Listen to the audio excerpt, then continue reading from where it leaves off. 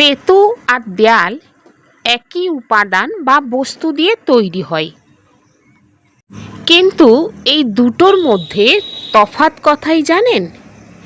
সেতু মানবকে সংযুক্ত করে আর দেয়াল মানবকে ভাগাভাগি করে দেয়। পরমাত্মা বলেন, মনকে পরিবর্তন করা অতি সহজ হয়ে যায় যখন আমরা আমাদের মূল গুণের চিন্তা করি। হ্যাঁ, নিজেকে যদি উন্নত করতে চাও তাহলে নিজের দোষ খুঁজে তা শুধরাতে বা পরিবর্তন করতে ব্যস্ত থাকতে হবে। জীবনে প্রতিটি বিঘ্নকে যদি গুরুত্ব দাও তাহলে তা বাড়তেই থাকবে। তাই তাকে খেলা মনে করে কেবল লক্ষ্যের প্রতি ধ্যান দিতে হবে, তবেই বিজয় লাভ হবে। ओम शांति। यह पुरुषोत्तम बनने का संगम युग है। इसमें कोई भी पाप कर्म नहीं करना है। बाबा बोलें এটা হচ্ছে পুরুষোত্তম হওয়ার সঙ্গম যুগ। এতে অর্থাৎ এই যুগে কোনো রকমের পাপ কর্ম করা উচিত নয়। संगम पर तुम बच्चे सबसे बड़ा पुण्य कौन सा करते हो? বাবা বলেন এই সঙ্গম যুগে তোমরা বাচ্চারা সব থেকে বড় পুণ্য কি করে থাকো? स्वयं को बाप के हवाले कर देना अर्थात संपूर्ण स्वाहा हो जाना, ये है सबसे बड़ा पुण्य। अभी तुम ममत्व मिटाते हो, बाल बच्चे घर बार सबको भूलते हो, यही तुम्हारा व्रत है। आप मुझे मर गई दुनिया, अभी तुम विकारी संबंधों से मुक्त होते हो। বাবা বলেন বাচ্চারা নিজেকে বাবার কাছে সঁপে দেয়া অর্থাৎ সম্পূর্ণ স্বাহা হয়ে যাওয়া, এটাই হলো সব থেকে বড় পুণ্য।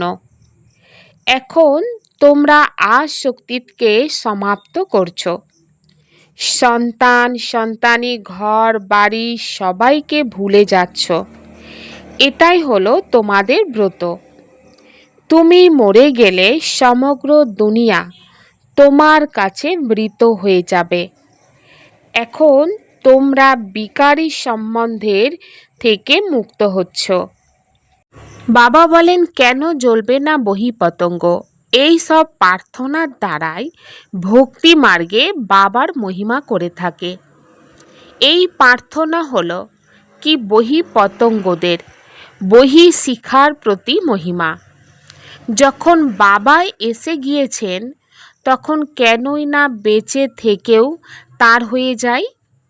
বেঁচে থেকেও মৃত হয়ে যাওয়া তাদেরকে বলা যায় যারা আশ্রিত হয়।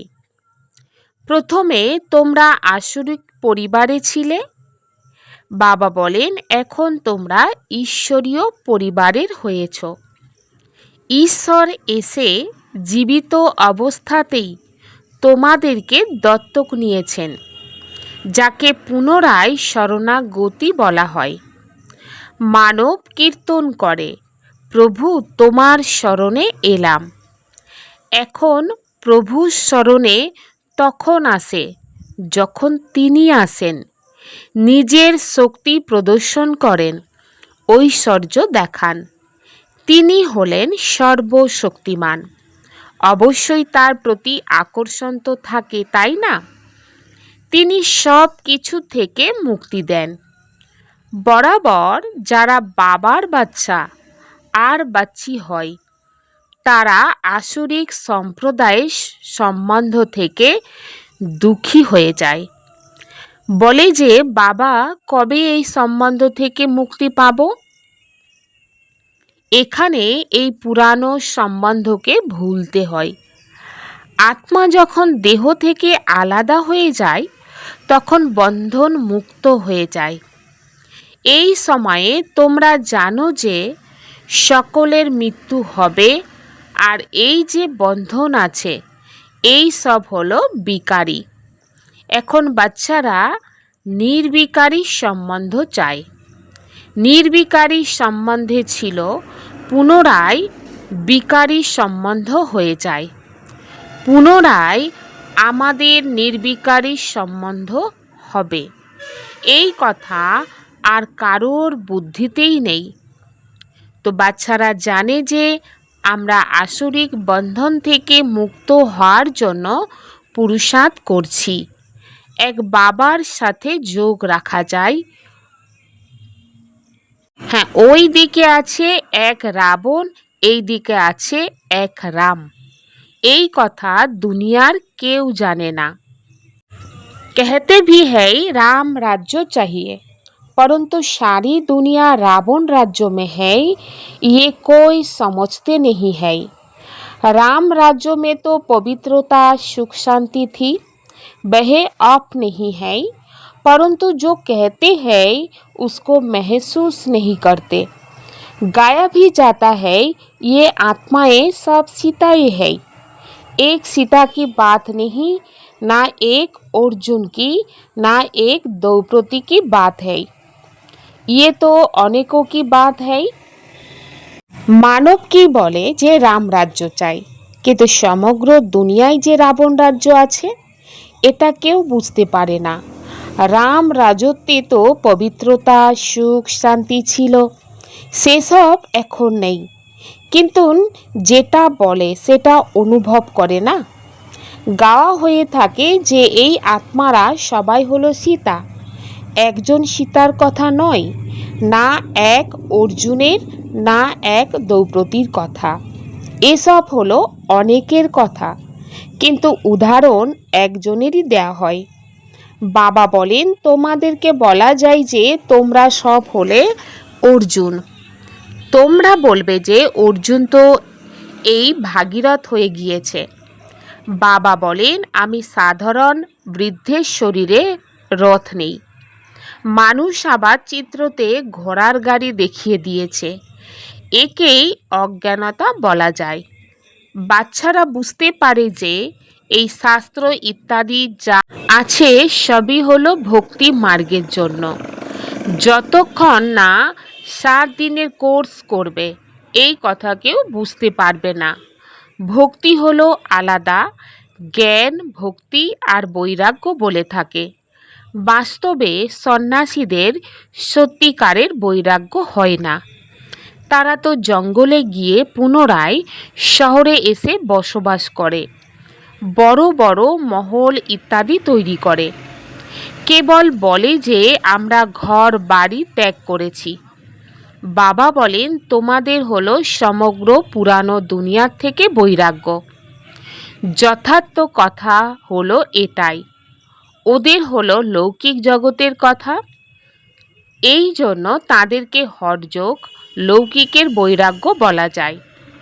তো বাবা বলেন বাচ্চারা তোমরা জানো যে এই পুরানো দুনিয়া এখন সমাপ্ত হয়ে যাচ্ছে। এই জন্য অবশ্যই এর থেকে বৈরাগ্য আনতে হবে। বুদ্ধিও বলে যে নতুন ঘর তৈরি হলে পুরানোকে ভেঙে ফেলা হয়। তোমরা জানো যে এখন তারই প্রস্তুতি চলছে। কলিযুগের পর পুনরায় সত্যযুগ অবশ্যই আসবে। এখন এ হলো পুরুষোত্তম সঙ্গম যুগ। পুরুষোত্তম মাসও হয়ে থাকে। তোমাদের এটা হলো পুরুষোত্তম যুগ। পুরুষোত্তম মাসে দান পুণ্য ইত্যাদি করে। তোমরা এই পুরুষোত্তম যুগে সর্বস্ব সোহা করে দাও।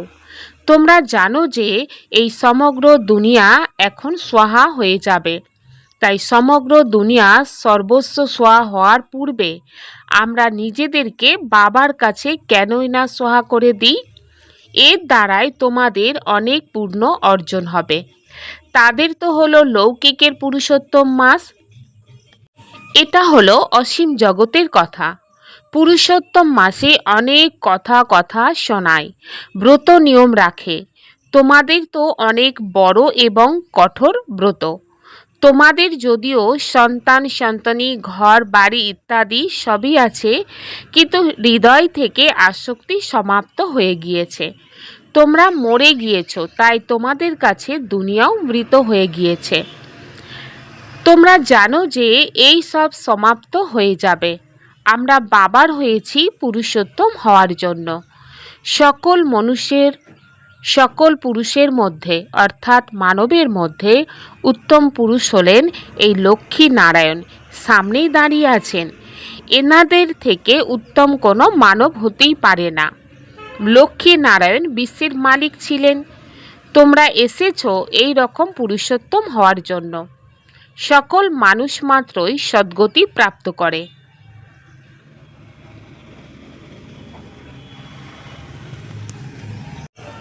लक्ष्मी नारायण विश्व के मालिक थे। तुम आए हो ऐसे पुरुषोत्तम बनने। सभी मनुष्य मात्र सद्गति को पाते हैं। मनुष्य की आत्मा पुरुषोत्तम बन जाती है तो फिर उनके रहने का स्थान भी ऐसा उत्तम होना चाहिए।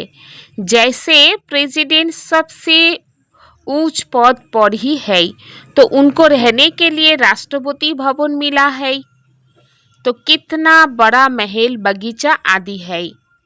বাবা বলেন লক্ষ্মী নারায়ণ বিশ্বের মালিক ছিলেন।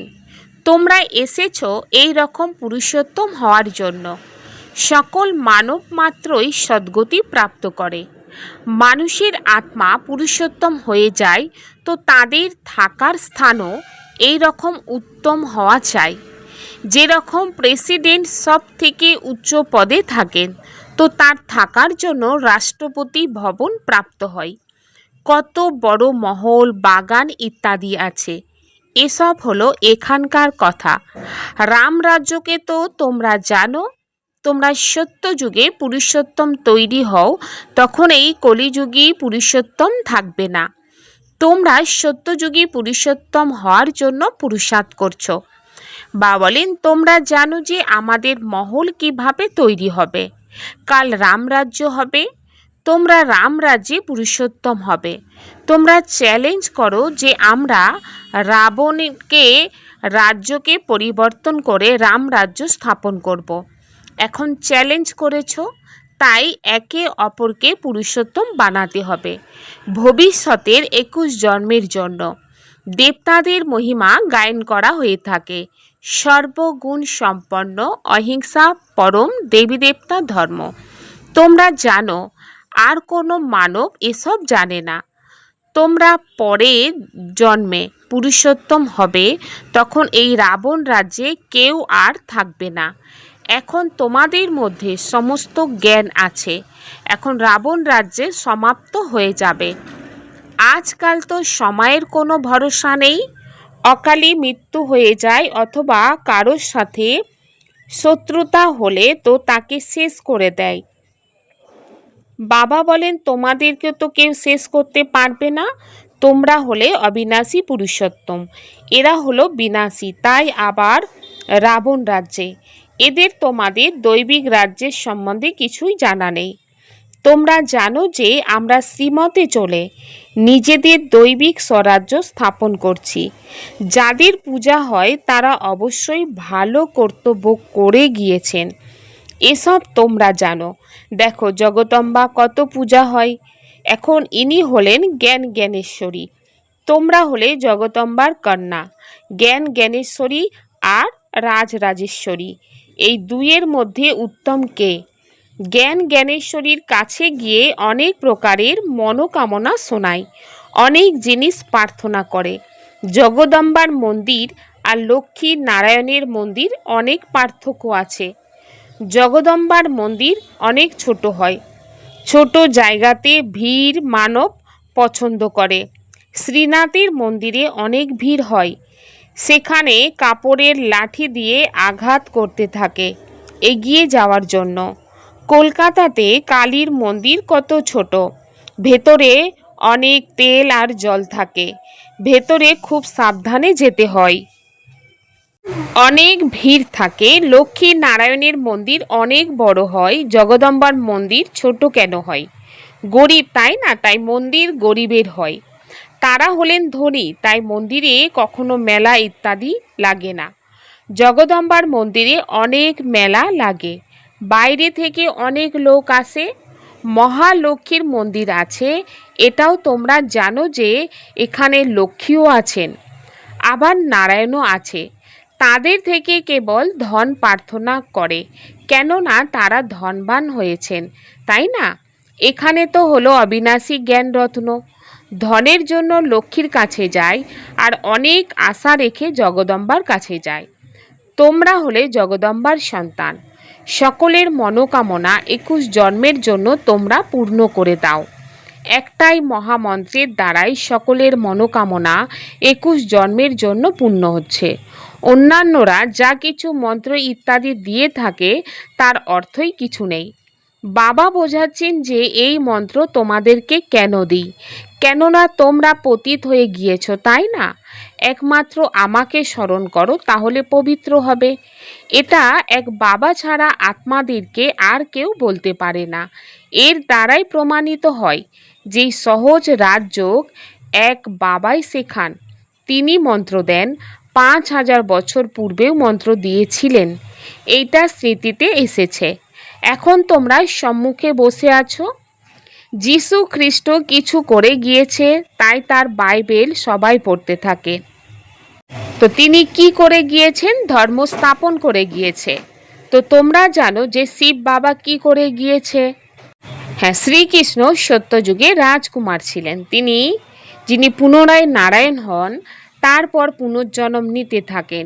শিব বাবা কিছু করে গিয়েছেন, তবেই তো তার এত পূজা ইত্যাদি হয়। अभी तुम जानते हो, राजयोग सिखा कर गए, भारत को सर्क बना कर गए। जिस सर का पहला नंबर मालिक खुद नहीं बने, वह तो श्री कृष्ण बना। तो जरूर श्री कृष्ण की आत्मा को पढ़ाया, तो तुम समझ गई हो। বাবা বলেন, এখন তোমরা জানো যে রাজযোগ শিখিয়ে গিয়েছেন, ভারতকে স্বর্গ বানিয়ে গিয়েছেন। যে স্বর্গের প্রথম নম্বর মালিক নিজে হননি, শ্রীকৃষ্ণ হয়েছেন। অবশ্যই শ্রীকৃষ্ণের আত্মাকে পড়িয়েছেন। তোমরা বাচ্চারা বুঝে গিয়েছ। কৃষ্ণের বংশাবলী তোমরা বসে আছো। রাজা রানীকে মাতা পিতা অন্নদাতা বলা হয়। রাজস্থানে রাজাকে অন্নদাতা বলা হয়। রাজাদের অনেক সম্মান হয়ে থাকে। আগে সমস্ত নালিশ রাজার কাছে আসতো, রাজ দরবার লাগতো। কেউ ভুল করলে তাকে অনেক অনুতাপ করতে হতো। আজকাল তো জেল আছে, বারে বারে জেলে যাই। এখন বাচ্চারা, তোমাদেরকে গর্ভ জেলে যেতে হবে না, তোমরা তো গর্ভমহলে আসবে। এই জন্য বাবাকে স্মরণ করো, তাহলে বিকর্ম বিনাশ হবে। পুনরায় তোমরা কখনো গর্ভ জেলে যাবে না, সেখানে পাপ হয় না। সকলের গর্ভমহলে থাকে, কেবল কম পুরুষার্থের কারণে কম পদ প্রাপ্ত হয়। উচ্চ পদস্থে অনেক সুখে থাকে। এখানে তো কেবল 5 বছরের জন্য সরকার প্রেসিডেন্ট নির্বাচিত হয়। তোমরা বোঝাতে পারো যে ভারতই দৈবিক রাজস্থান হবে। এখন তো না রাজস্থান আছে আর না রাজা রানী আছে। আগে কেউ সরকারকে টাকা পয়সা দিলে তো মহারাজা মহারানী উপাধি পেয়ে যেত। এখানে তোমাদের তো হলো পড়াশোনা। রাজা রানী কখনো পড়াশোনা করে হওয়া যায় না। এটা হলো তোমাদের এম অবজেক্ট। এই পড়াশোনা করে তোমরা বিশ্বের মহারাজা মহারানী তৈরি হও। রাজা রানী নয়, রাজা রানীর উপাধি त्रेता থেকে शुरू হয়। इस पुरुषोत्तम युग में जीवन मुक्त बनने के लिए पुण्य कर्म करने हैं, पवित्र जरूर रहना है, घर बार आदि सब होते दिल से ममत्व मिटा देना है। বাবা বলেন, এই পুরুষোত্তম যুগে জীবনমুক্ত হওয়ার জন্য পুণ্য কর্ম করতে হবে, পবিত্র অবশ্যই থাকতে হবে, ঘর বাড়ি ইত্যাদি সকলের থেকে মন থেকে আসক্তি সমাপ্ত করে দিতে হবে। श्रीमत पर अपने तन मन धन से दैविक राज्य स्थापन करना है, पुरुषोत्तम बनाने की सेवा करनी है। বাবা বলেন, শ্রীমতে নিজের তন মন ধন দিয়ে দৈবিক রাজ্য স্থাপন করতে হবে, পুরুষোত্তম বানানোর সেবা করতে হবে। सहयोग द्वारा स्वयं को सहज योगी बनाने वाले निरंतर योगी भव। संगम युग पर बाप का सहयोगी बन जाना यही सहज योगी बनने की विधि है। जिनका हर संकल्प, शब्दों और कर्म बाप की व अपने राज्यों की स्थापना के कर्तव्यों में सहयोगी रहने का है, उसको ज्ञानी योगी तो आत्मा निरंतर सच्चा सेवाधारी कहा जाता है। मन से नहीं तो तन से नहीं तो धन से भी नहीं तो जिसमें सहयोगी बन सकते हो उसमें सहयोगी बनो। तो ये भी योग है। जब हो ही बाप के तो बाप और आप तीसरा कोई ना हो, इससे निरंतर योगी बन जाएंगे। বাবা বলেন সহযোগের দ্বারাই নিজেকে সহজ যোগী বানিয়ে নিরন্তর যোগী হও। সঙ্গম যুগে বাবার সহযোগী হয়ে যাওয়া এ হলো সহজ যোগী হওয়ার বিধি, যার প্রতিটা সংকল্প, শব্দ আর কর্ম বাবার বা নিজের রাজ্য স্থাপনার কর্তব্যে সহযোগী থাকার হয়। তাকে জ্ঞানী যোগী তু আত্মা নিরন্তর প্রকৃত সেবাধারী বলা হয়। মনের দ্বারা না হলে তনের দ্বারা, তনের দ্বারা না হলে ধনের দ্বারা, ধনের দ্বারাও যদি না হয় তাহলে যাতে সহযোগী হতে পারো তাতেই সহযোগী হয়ে যাও। এও যোগ। যখন তোমরা বাবারই, তখন বাবা আর তোমরা, তৃতীয় আর কেউ থাকবে না। এতেই নিরন্তর যোগী হয়ে যাবে। संगम पर सहन करना अर्थात मरना ही संगम का राज्य लेना है। বাবা বলেন সঙ্গম যুগে সহ্য করা অর্থাৎ জীবন মৃত হয়ে যাওয়া, এটাই হলো সঙ্গমে স্বর্গের রাজ্যের প্রাপ্তি করা। জ্বালা স্বরূপ স্থিতিতে থেকে শক্তিশালী স্মরণের অনুভব করতে হবে বাচ্চাদের। সময় অনুযায়ী মনের যা কিছু রয়ে গিয়েছে, সম্বন্ধ সম্পর্কের হিসাব নিকাশ, তা জ্বালা স্বরূপ স্মরণে ভস্ম করতে হবে।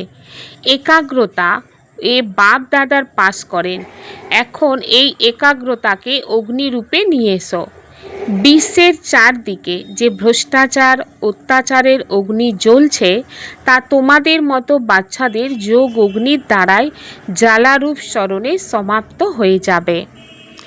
ওম শান্তি।